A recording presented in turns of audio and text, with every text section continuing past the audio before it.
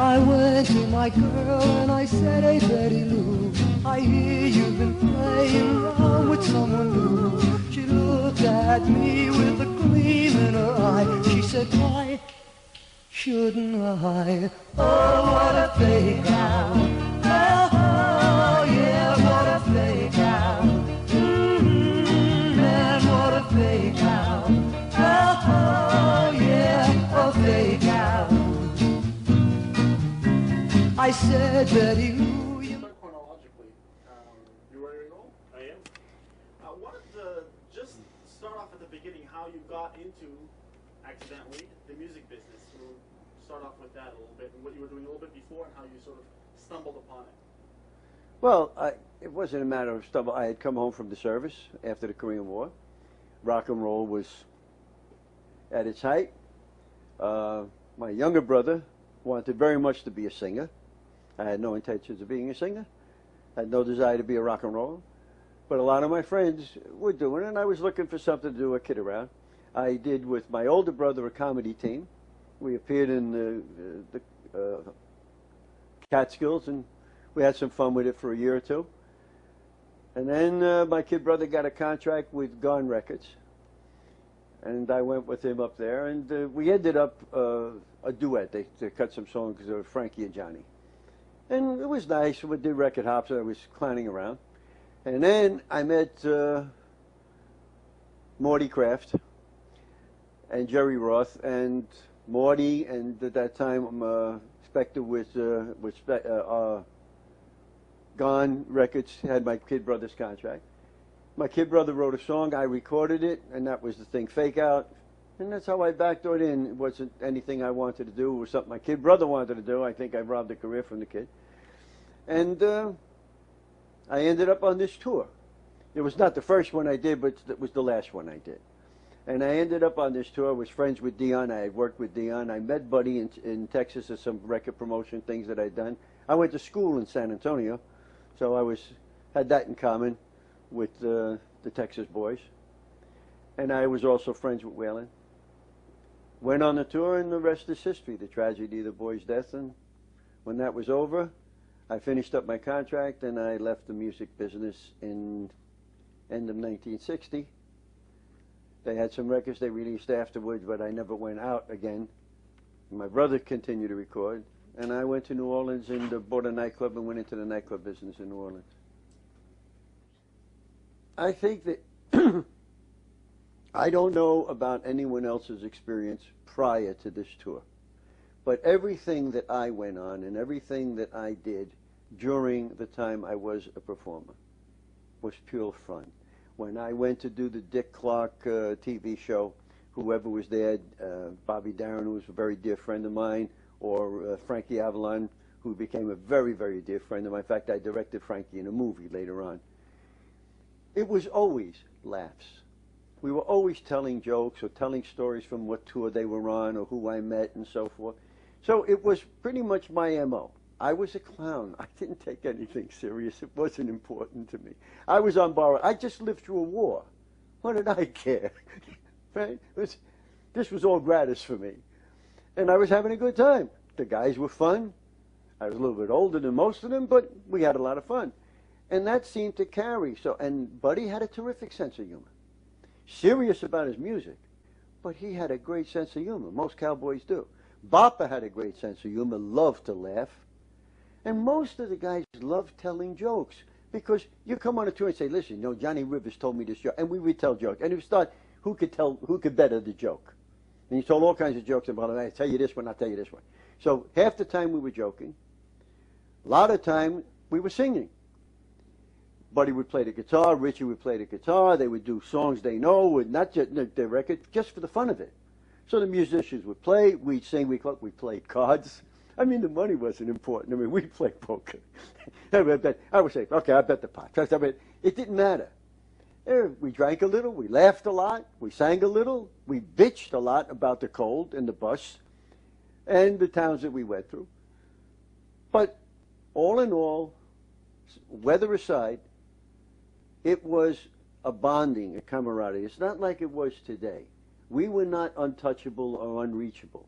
Our fans could come up and talk to us. Their parents came up. We would be invited to their home. There was no entourage of bodyguards. You couldn't come near us. Because anybody who played that star routine, we probably were thrown off the bus. If anyone would have come on, like trying to play a big shot or superstar, and wasn't ready, we'd throw them off the bus. They'd have to come and find them. So nobody did that, at least not with anything I traveled with. Most of them were good old boys. Most of them I knew from the Bronx and from New York, you know. So that was pretty much the standard MO. There was always the griping. Now that was when you did a tour, a caravan. If you were doing a stationary gig like the Brooklyn Paramount or in Boston or something, or you're going to do a record hop or a gig for a DJ, well, you're not traveling, you're going to one venue. Then the fans, there was memories too where they invite you home, you take pictures, pretty much like what the surf was. You come in that day, you rehearse in the afternoon, you go to the hotel, people could come by, talk to look at you, they come with their family, they come over. There was none of that going to the dressing room, you can't get backstage. That wasn't it. We went out and walked among the crowd afterwards. There was none of that separation. That pretty much was my experience, and it was pleasant, and I liked it. As for Buddy, as I said, probably one of the reasons why he was so big, aside from the fact that Buddy was a great entertainer, an originator, and an excellent musician. Bappa was like his song. It was fun. He was having fun. His career was a DJ. You know, he would talk about his, whether he's going to be a good father. His wife's having a baby. His wife would call him up. I'm having a baby, and you're out there having fun and stuff like that. The kid Richie, the same thing. But for Richie, there was another bonding that took place with Buddy. Both were guitarists. Both were good musicians. Buddy was married to a Latina. Richie was a Latino. Buddy loved that type of music. There was a bonding there. And it was like big brother to little brother. The kid was only 17 years old, for God's sakes. I think Bappa, myself, and maybe Waylon were the oldest ones, okay, on the tour. And I was in combat at 18, so here I am at 25 years old, and I'm having the time of my life. Where Richie's concerned, if we talk about the background. So now you have learned the background Richie came from. Richie didn't come from anything other than hard time and so forth. And so for Richie, I don't know what the future would have held for Richie. Would he have another hit? Would he have a follow-up? But you see, some people you meet, and it's the song. The song would have been a hit if it was recorded by Donald Duck. So you figure sometimes it's the song. Sometimes it's a perfect marriage between the artist and the song. Doesn't necessarily mean that the artist can never cover it again. Like a great actor. There were actors that do the role of their life, and then it's a curse for them because they can never duplicate it. With Richie, I chose to believe, because he was a musician, and because he had this youth, and he had a lot of innocence and creativity, Richie probably could have had several follow-up hits. Whether he would have had a career or longevity beyond that I don't know. The tragedy is he never got to find out. But he did live long enough, and for his mother to see him successful. And maybe that was the gift that God gave him, because he was going to have a short life. I don't know. But you remember when you look at the kid, he always smiled. Kid had a bitch of a cold. I mean, he really was feeling miserable. Still smiled. Buddy was always, never did Buddy play star or headliner or say, I've had more hits than all of you. Buddy would come out on stage. If you needed a drummer, you needed a guitar, he'd back it. Buddy loved music. And he loved entertainers, and he loved fellow people. That's what he talked about. Buddy would have probably ended up some kind of a writer, A&R man, a Clive Davies type of thing. He would have been in the music business all his life. Bappa would have gone back to the thing. The only thing is that their lives were definitely taken long before their time. That's the tragedy of it. The memory of it, you don't have to feel sorry for their lives. You don't have to feel sorry for, because they will be. This proves they will be remembered. Those are the things that I choose with. What bothered me, that drove me nuts, I never sensationalized. I wouldn't give interviews. I didn't want to talk about the book because I wasn't a rock star, folks. I didn't have number one. I had a good chart record. I had a nice career. I had fun. My records sold. They didn't get bombed. I had territorial charts with it, and I was having fun. That's what it was for me. If anything, I was just enamored and saying to myself, look at this. I'm on stage with Buddy Holly. This guy's got 5-hit records, and he's calling me Frankie. That's cool, right? And no ego over here, because if there had been, somebody was going down. Okay, the bottom line, it didn't happen. When the crash came, I could not adjust it in my head. They were flying relatively spit, a hop, skip, and a jump. I jumped out of planes in combat. I went through a war and came home in one piece. Why? I have no idea. I'm having fun. For them, it was a career. The next day, we're gone. That bothered me. I didn't get philosophical, and I never said to myself, well, God must have bigger plans. No, that never. To me, it was, wow. And I thought about it, and I said, no, if I'm going to die, then it better be in some big, glamorous way. I ain't going to get snuffed out by some fluke. And I made up my mind, this was it. I'm done. That chapter was going to close. I had fun. I did comedian. I did singing. My kid brother wanted me to take the career. I was finished. I honored my contract. It was done. I put the memories in the scrapbook. And I said, chapter 3 in the times and saga of Frankie Boy. Next chapter. And I went out to write the next chapter. I went into the nightclub business. And from the nightclub business, it took me to California. I found some of my old friends from the music business were now making movies. Rock and roll movies. They were writing scores for pictures. And my arrogant mind said, I can do that. And so I sold my clubs and I bought a movie company. And I've been in the movie business since 1968 or 66. Next, turn the page. If you ask my wife to tell you about Frank, she'll say, which one? Which one? Which lifetime would you like to hear about? So that's why I think it's when you call me and you say to me, and they would love to see, why? If anything, I would rather have the guys back and get my name out of the database and forget it ever happened. So there is a twinge of guilt. Now that comes maybe from being a serviceman. There may have been from being in a war. Because when a guy next to you gets shot, your mind flashes first, thank God him and not me, and that's a hell of a guilt. Thank God him and not me. And then after you think about what you just thought, and it bothers you. So there is no rhyme or reason. Flip a card. For a quirk, I could have been on that plane. And my guilt is by saying to myself the truth, thank God, I wasn't a headliner. So I carry a little bit of guilt about that, and I don't like the idea of commercializing or to capitalizing or to having somebody, just because 3 swell kids died by some fluke. And that's the biggest trouble you've had with me. But those are my memories. I will tell you this. Buddy, who I believe was got a pilot license. I don't know how many hours he had, but Buddy flew. I don't recall Richie being afraid of flying or anybody saying they were afraid of flying. Buddy had talked about changing the venue of travel to air with the road manager. Because this wasn't the first time the bus ran. We had trouble with this bus. And the heater would go out and it was cold. Now, that was the only thing they griped about. I mean, it was a legitimate gripe, and everybody felt bad about it, including our road manager. But it wasn't like, with the heyday. We didn't have no fancy buses. It was travelers, travel can. And it was an experiment. It's the first time that a tour was ever put together to come to this part of the country. And why in God's name they picked the winter is inconceivable to me. So these machinations were what the problem was. I think the straw that broke the camel's back was when we arrived here, the bus broke down again. Had broken down prior to our arrival and broken down when we got here. And that was the straw that broke the camel's back for Buddy, and Buddy said, screw this, let's get a plane.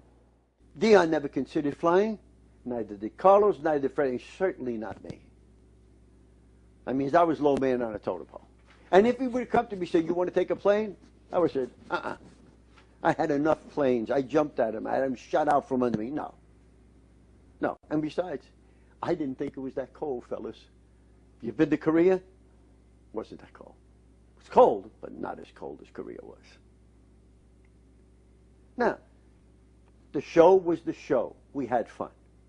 They came out. The show was the show. Backstage, our routine, our clowning around was all the same. The departure was optimistic. See you. Okay? Right? Bap, the cab, they went. We got on the bus. We bitched on the bus. It was cold and whatever. We still laughed. We still joked, Dion and I. It was the same. You can't foresee disaster. When we arrived at the next venue, I went up to the desk, Dion and I. Guys were coming into the hotel. I asked the desk clerk, what room is Richie Valens in? Because they would have been there before us. And as I'm asking him that, it's coming over the television in the hotel lobby. The boys died. The plane crashed. That's how we found out. We cried. We were in shock. We went and we called our families. We went and sat on the bus. It was total shock. And we had to figure out, what are we going to do? The first inclination was, it's over. It's over. We stopped now. It's ended. Then the question came contractually, the agency had to figure it out. What can we do, et cetera, et cetera. And then the thought entered our minds, we do it as a tribute, and we end it with it here. And we picked who would do whose numbers. I did La Bamba, and I did Donna. Waylon did some of Buddy's things, and Dion, I think, did his repertoire. And I think the first kid that came in as a sub-entertainer, and that's when it became a remembrance. It changed by the first artist who said, Phil, that they reached out to. And it started taking that kind of, it took a life of its own, the connotation of a life of its own. And I think it was the kid Bobby V. I mean, it's a lot of years. And all of a sudden, that caught on. So once Bobby did it, other artists who liked Buddy or think of him offered to get, he said, I would like. So wherever we were going that an artist was available came, and it went. And it took a life of its own. But we still didn't know for how long. Until Jimmy Clanton came, Fabian came, forget a couple of, right. No, but Frankie came, Frankie stayed. Frankie came, and he knew Dion well, he knew me, right? And Frank kind of figured maybe that's what it should be. It should be for the guys. And I think Frankie knew Richie, too, from California. I think Frankie knew Richie or did a gig with Richie out there on the West Coast. But Frankie kind of felt like me. Frankie was a veteran. Been in the business a long time, all right? And also doing movies and so forth. And Frank's a super guy. Once Frankie did that, the decision was made that the tour would go the whole 9 yards. That was it. And after that, it's like you're saying, you can never top this. It was an end. It wasn't the day the music died. It wasn't the end of the music, but it was the end of an era. It was the end of a way that we conducted it. Then it became big business. Then it became separation of fan and so forth, and it changed. The next level of evolution came. But that kind, we were able, before that, to pick who we wanted to go on tour with. And if somebody had a tour and they had a gig, they would actually say, no, I want Frankie to get Frankie. I want Dion. We had that kind of camaraderie. We pushed each other today. Today is catch as catch can. More quick questions. Yeah, please. Some of the songs, what songs did you sing on the tour? I did, of course, Fake Out. I did the flip side of Fake Out. I forget what the heck it was. Classroom. Yeah. That was my Elvis Presley. Was my Elvis Presley impersonation. I love that. I got it because later on in years when I met Elvis, when I was in the music business, and they had the impersonators and everything, I did it for him at his home in Palm Springs. It was pretty good. But everything for me had to have a laugh. If it didn't have a laugh, you had the wrong guy. And I was a great practical joker. I did things to people that were. At one time was doing a promotional thing with Bobby Darin, and I nailed all his shoes to the bottom of the dressing room, to the closet. It had a thing from the song Fake Out, and we were seeing who could, do the worst to each other. On the kid Johnny Rivers, Johnny glued. I forget who the artist was. He glued the guy's shirts together. I don't know where we got the patience to do with the iron. And the guy went to take one shirt and all four shirts go on there. These were the things we did. We reversed guitar strings. We threw water on Bobby Darin when he was doing Splish Splash. All of these, that's the insanity things we did. The rest was the business end of it. In fact, on the Alan Freed show, we drove poor Alan nuts. But, in talking about Alan Freed, I was one of only 10 people that went to the man's funeral. Here's a guy that made so many rock stars. Oh, sure, the payola, it was hard of doing business. But he kept his word. And if you gave him a piece of the publishing, right, and he was a sweet guy. And then at the end, to cover for Dick Clark, nobody showed up at the man's funeral. That's one of few. But that aside, that was the memories of it. You mentioned that everybody on the bus, or for most of the people, it was pretty common to have a firearm. Listen, my dear friend, I didn't say it was common, but you've got guys going into the Midwest, the Southwest. You have Yankees, and the thing and so forth. And we had also experienced at that time certain prejudice, which wasn't among the entertainers. And because of certain things that happened to other tours, and the word spreads, whatever, I would say that a couple of the boys had a pistola in their guitar box or whatever.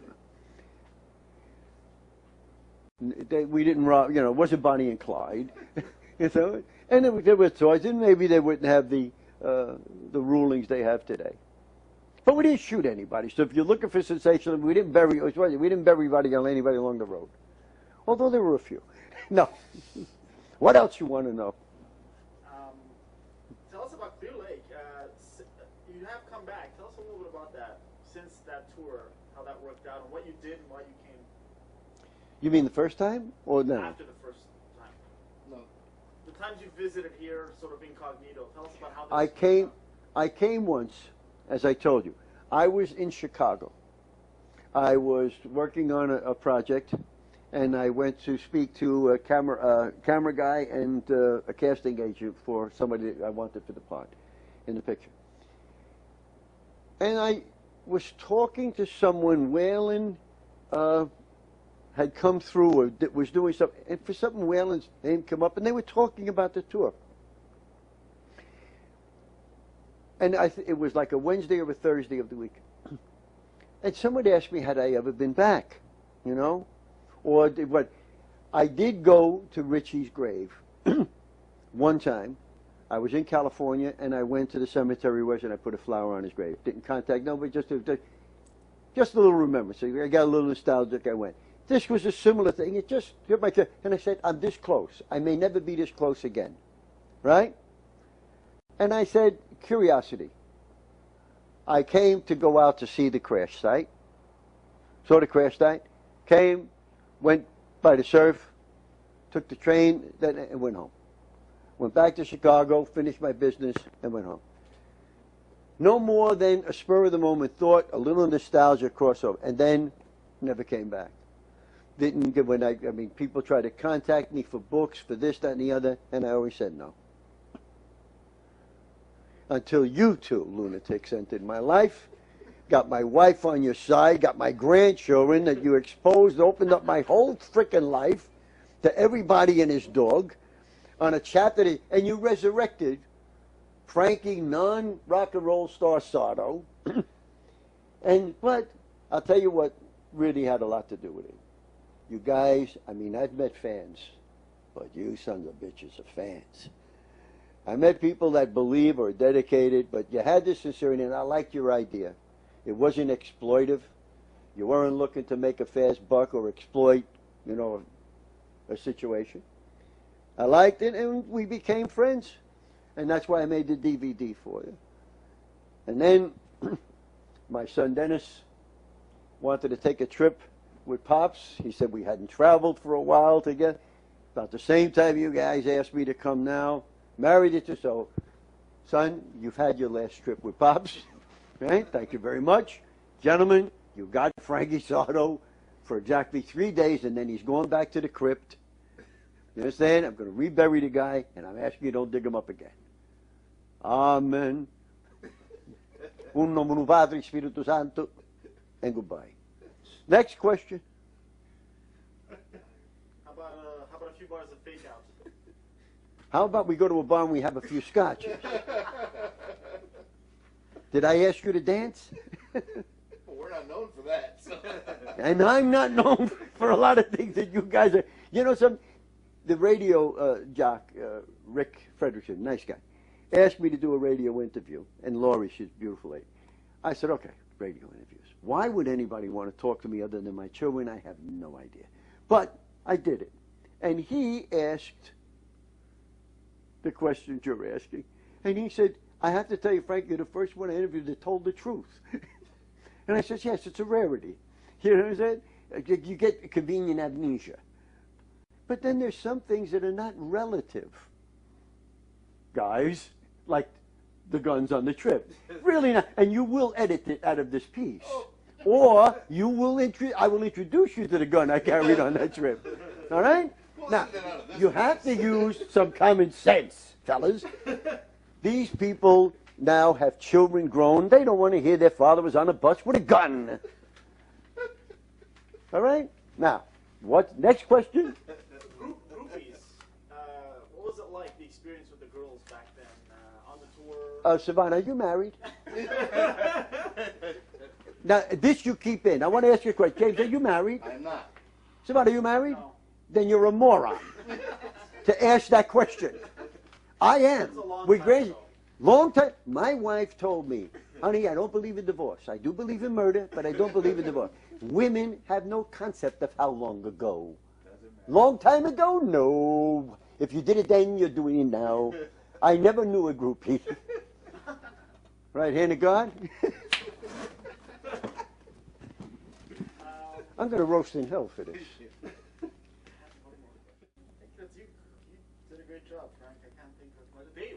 Frankie, I do have to ask you, how's it, and maybe this is a better question after the weekend's over with, but you've been back here before, but how's it feel to be back here and to be known as Frankie Sardo, to be recognized and to see this place so many years later? Dave, now that is probably the most logical question because I didn't know how I would feel. See, I make a joke about everything. I never intended to live this long. There's an old joke. If I knew I was going to live this long, I'd have taken better care of myself. But the bottom line is, I marvel at the very fact that I'm here sitting talking to you. I tell that to my wife. My wife says I sleep like a baby and like an insect because I never intend to wake up. And that's fine, because I go to sleep at night and say it's been a good life. If I wake up in the morning, I say, well, it's another day. You know, I don't think, and I never thought how I would feel. I can tell you privately how I felt when the boys died, and the guilt that I felt, and the why, because I was older, and the loss, and because I liked the kids very much.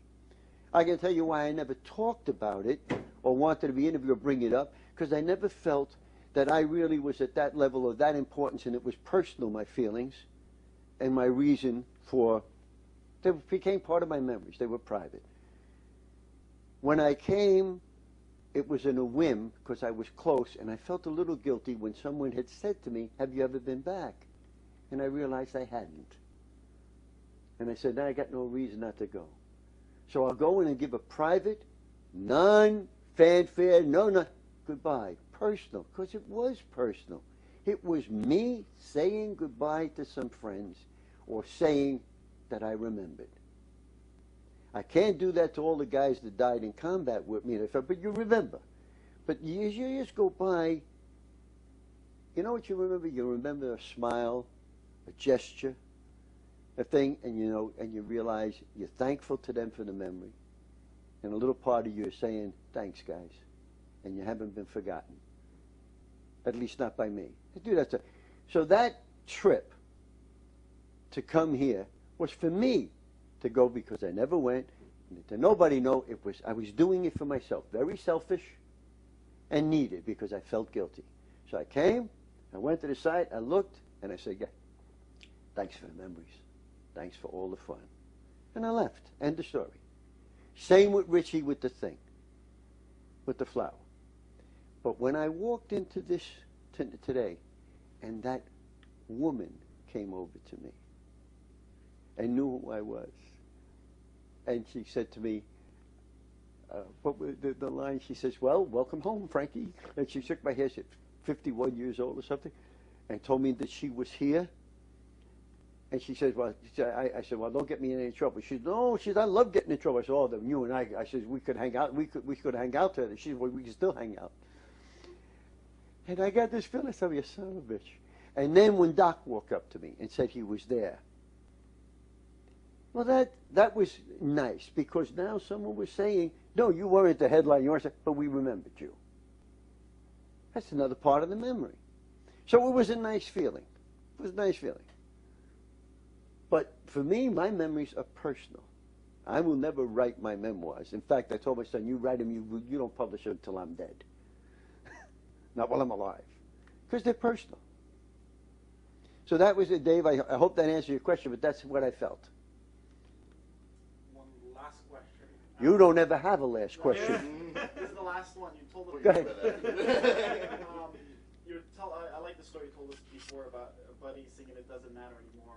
You can just say that one more on the bus. If you can just tell us about that and what do you think the song. That was my thought. My thought was that Paul Anka, who wrote it, very talented kid.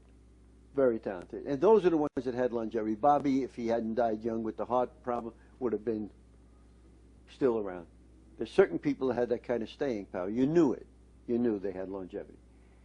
When Paul wrote it, my feeling was that Paul knew that our industry was changing. He made it love so there'd be a commercial piece. But if you listen to the lyrics, something is changing. And no matter what you try to do, it doesn't matter anymore. Now, Buddy felt a change in his talent. Buddy wanted to innovate his music and go to the next level. He was having trouble with his record company. They didn't understand what he wanted to do and involving the things that he wanted. He wanted to change from Buddy Holly. He didn't want to stay Buddy Holly in the Crickets or write those things. I think that's why Buddy liked the song. But then you think of the consequences. That when he said, and when he did it, there was a sadness when he did that. But I guess it doesn't matter anymore. You go your way and I'll go mine, now and forever till the end of time. And that's what it ended up being, because time stopped for him. It never did change. And he immortalized himself right then and there. So, it's depending, things go through your head after the fact. But there are things that seem to be, I don't know, strange. Not as strange as me, of course. I told you I was a clown, pal. Is that your last question? So poi la Maronna, porca la miseria, e l'ha finito. So. If you bother me again, I'll send my father's friends to visit you. Porca la miseria. Oh! Thanks, Dave.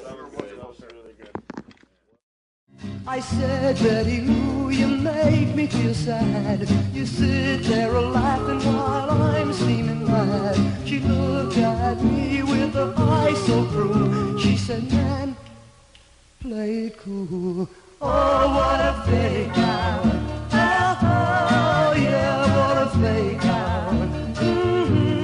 Man, what a fake out. Oh, yeah, a fake out. Now I let her go, and I know I did right. She'll have another date before